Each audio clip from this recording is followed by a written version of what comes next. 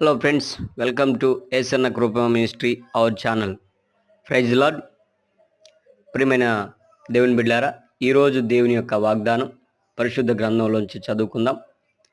దేవుడు మనతో చెబుతున్నటువంటి మాట ఏమనంటే, ధైర్యము తెచ్చుకొనుడి, ధైర్యంగా ఉండుడి అని చెప్తున్నాడు. ఆ విషయం పరిశుద్ధ గ్రంథంలోంచి చూద్దాం. హగ్గాయి గ్రంథం 2వ అధ్యాయం 4వ వచనం.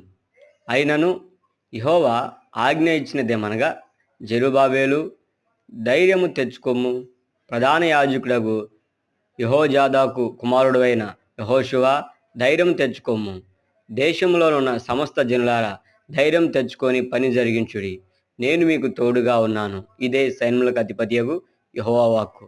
ప్రియమైన దేవుని సంగమా, దేవుని బిడ్డలారా, ఏ పరిస్థితిలో ఉన్నా కానీ ధైర్యాన్ని విడిచిపెట్టకుండా మనం ధైర్యాన్ని వహించిన వారమై ఆయన మాటను బట్టి మనం నిలిచి ఉంటే మన పనులన్నీ దేవుడు జరిగిస్తాడు.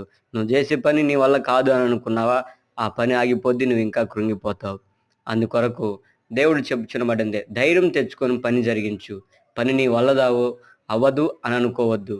ఆయన అంటున్నాడు, నేను మీకు తోడై ఉన్నాను, నేను మీకు తోడుగా ఉన్నాను. ఇదే సైన్యులకు అధిపతియగు యెహోవా వాక్కు. మనందరం ధైర్యం తెచ్చుకొని ప్రభువుని వెంబడించే వారంగా ఉండాలని నా హృదయపూర్వకమైనటువంటి కోరిక.